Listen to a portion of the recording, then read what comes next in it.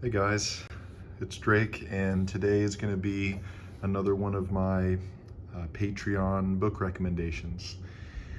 And this one here is a bit of a trick, I guess, because this book that I'm going to be talking about is difficult to get a hold of.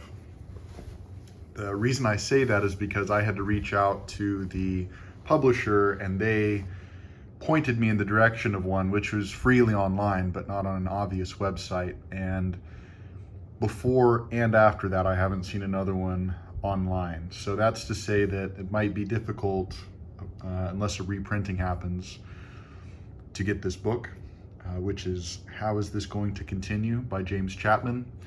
But because of that, I'm going to use this video as an opportunity to talk about the Fugue State Press, which published this book and publishes a lot of other books by authors you either know or would probably enjoy if you like my channel.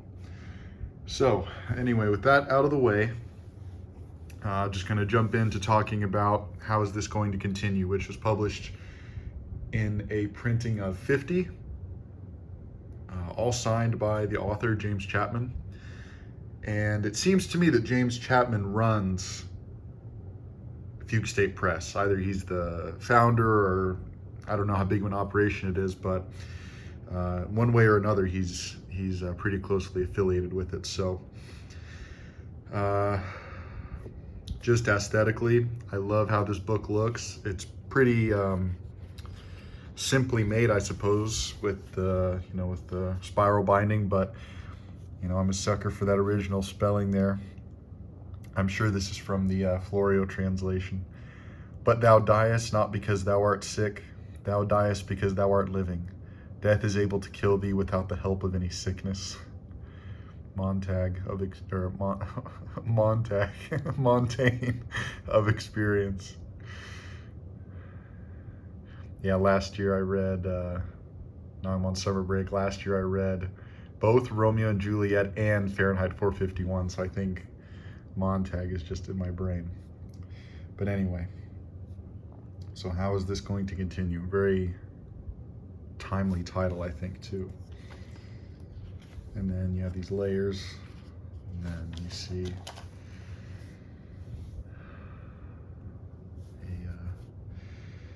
a score.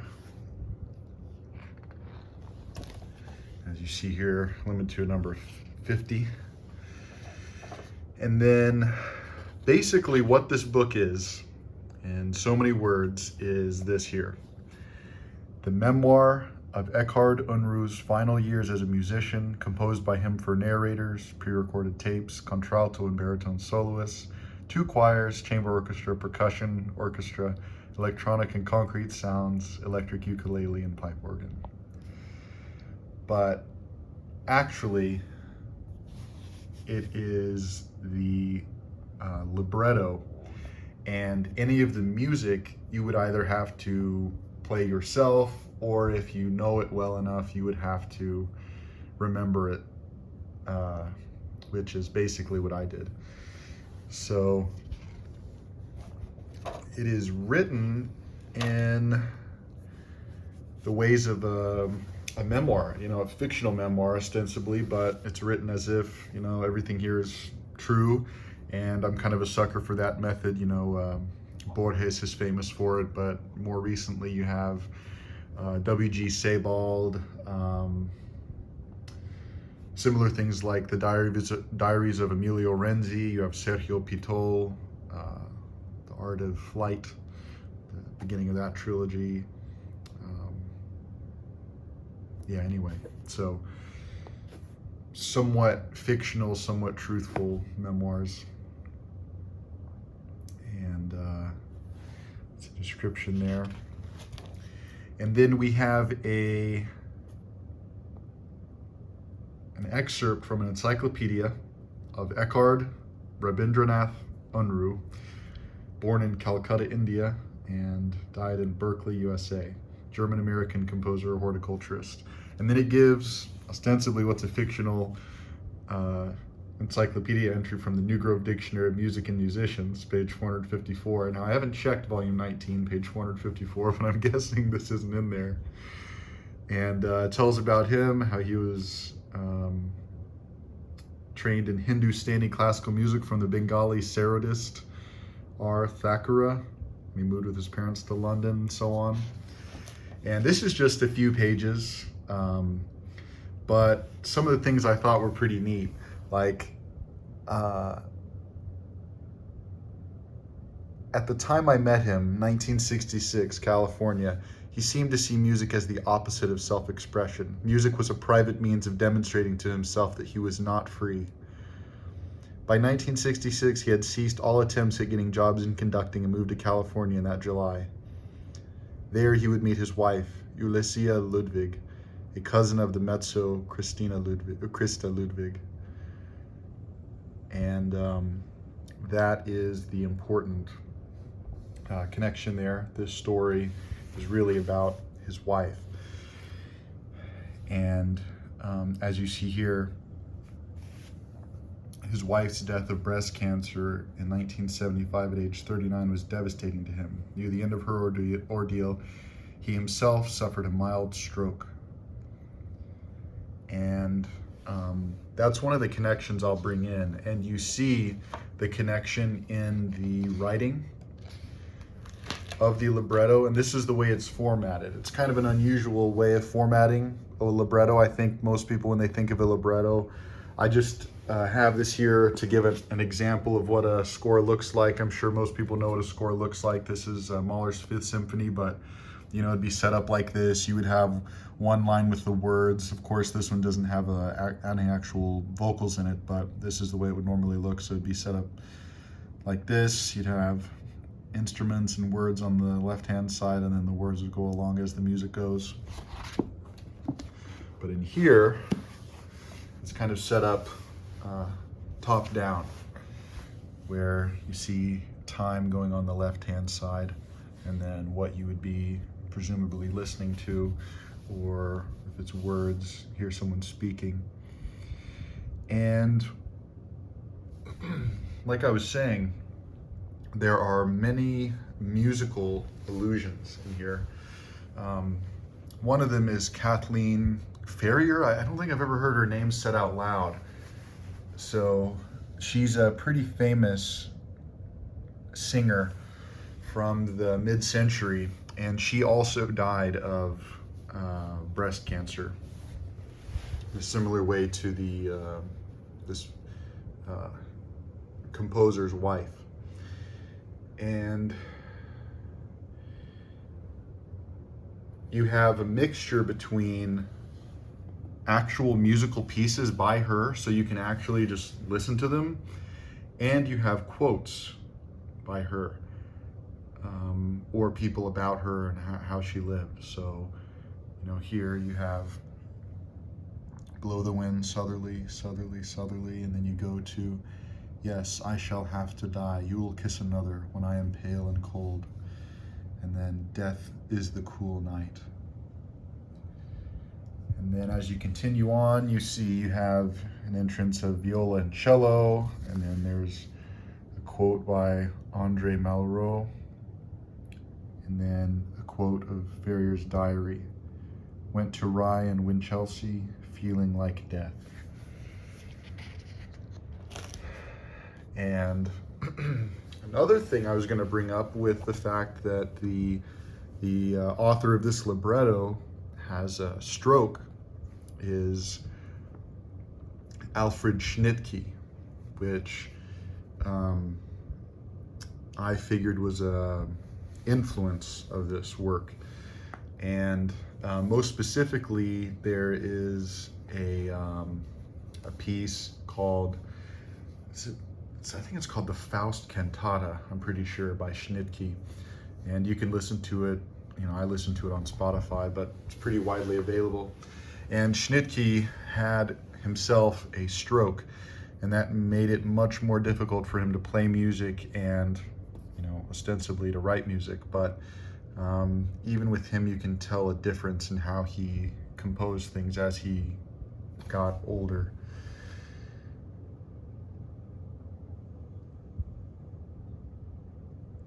And then you see, you know, It May Hurt, story of a novel by Thomas Mann. Then you have 8-year-old Budapest boy interview. Death can't talk. Death can't talk because it isn't alive. Death has no mind. Death can't think because there isn't any mind in him. Death can't write because there isn't any soul in him. And basically, as you get the piling of these references together, you really get an extremely touching view of this fictional librettist's life. And it's pretty fascinating just formally, I think. I think that's one of the most amazing things, not to mention that, you know, it's extremely rare to find works that reference classical music in any way. You know, you have a handful. You have Dr. Faustus by Thomas Mann. You have a book I'm going to talk about in a second, Joshua Cohen's first novel, which was incidentally published by Fugue State Press, and a handful of others, but it's very, very rare. And I've never really understood that, apart from the fact that it is just so difficult to write about music. It's just so difficult. But I'm just going to show you a couple more of these. You have references to Schubert's Death in the Maiden through Kathleen Ferrier. I am still young, go, dear death, do not touch me. You have Luciano Berio. You have Rabindranath Tagore. But the interesting thing is, not all of these quotes are genuine. And then you have another reference, Leonard Woolf, of course. We know what happened to Virginia Woolf in her later years. Winifred Ferrier. What can I do for you, love? Get me a stretcher. And so on. I'm not going to show you the whole thing, but it's very touching. And as you go on, if you notice, the first part was first the wife. And let me get to the second part here. Then the husband. And you have him basically trying to live through it. You have Getúlio Vargas, who was the president of Brazil during the Great Depression, and he was kind of famous for being the caretaker of the poor, you know, kind of like the FDR of Brazil in a way. And he was put in a political scandal, and he ended up killing himself. And this is his suicide note. If you want to pause there and read it, it's pretty fascinating, and look into the guy too. Then, as you see, you have Archimedes, as soldiers were killing him, do not disturb my circles. And then Edward Elgar, the problem is my wife predeceased me. And so I think, as someone who really has not dealt with, I guess so to say, contemporary death much in my life, you know, I've had, at this point, 2 grandparents that have passed away, and they were the 2 people closest to me that have passed away. And yeah, it's just, of course, one of the least certain things anyone can think about. How is this going to continue? Anyway, if you can get your hands on this, I did ask the publisher, and it sounds like they might be trying to do a reprinting, and I would be ecstatic if they did, because I really love this book, and the formal aspects of it were fascinating, and it really gave me a lot to think about in my own life. So another 2 things I meant to mention, but I didn't.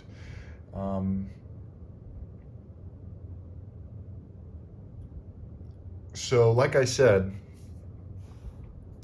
Joshua Cohen's first novel was actually published through Fugue State Press. And as you see, I thought this was particularly clever. I'm a sucker for this, though.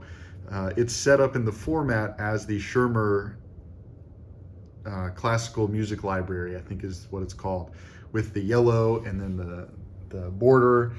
And basically what this is the cadenza for the Schneiderman Violin Concerto. What it is Schneiderman, this violinist, is playing a cadenza. If you're not familiar with classical music, a cadenza is a part of a concerto where the musician gets to improvise, or they've either planned something on their own and then they play it once they've memorized it. And his cadenza here is him speaking. So he basically just gives a monologue whenever he's playing this Schneiderman Violin Concerto. So anyway, I thought that was particularly clever, and it's a fascinating book, especially in the context of Joshua Cohen winning the Pulitzer Prize for his most recent novel. So it's interesting that Fugue State Press was ahead of the game on noticing his talent, I suppose. And then, of course, Dalkey Archive came by with publishing Witz, and so on and so on. Like I said, though, it seems like the press started to publish James Chapman's works. Like, that's how it began. And here is one of his that I have been interested in reading but haven't read yet. Daughter, I Forbid Your Recurring Dream. And then another work called Kuratulain, I'm not sure how to say it right up here. But it's the story of an early Christian monk who is in a temple or in a monastery, and he sees a woman outside of the monastery, and the story continues from there. I haven't read this one either. That's just the back description, but I don't know. There's just something I miss a lot in contemporary writing, is just an assumption of a wide scope of history and culture. I've noticed a lot of things. It's almost an embarrassment to be knowledgeable or intellectual, so to say, even though I don't particularly care to use that way of phrasing it, but I think that's probably one of the ways people could talk about it. It's almost like, you should have nothing behind it, no illusions. Should be bare bones, everything, lowercase, that type of deal. And it just doesn't appeal to me necessarily. I like when I can read a book that has references to early Christians, or cadenzas for violin concertos, or references to Schnittke and Fitzner's Palestrina, and Mahler as well. So I'm going to put a link to Fugue State Press, and if any of this looks interesting, check it out. Fugue State Press also publishes a book by Michael S. Judge. If you like Death is Just Around the Corner, his podcast. They also publish stuff by Noah Cicero, Vicky Now, experimental writer, and a handful of others. But anyway, I was thrilled to find them, and I've been kind of surprised with kind of how unknown they are. So anyway, check them out. Hope you enjoyed this video. I have more coming, and thank you for those of you who are supporting my Patreon. I appreciate it. And never forget, death is a gang boss.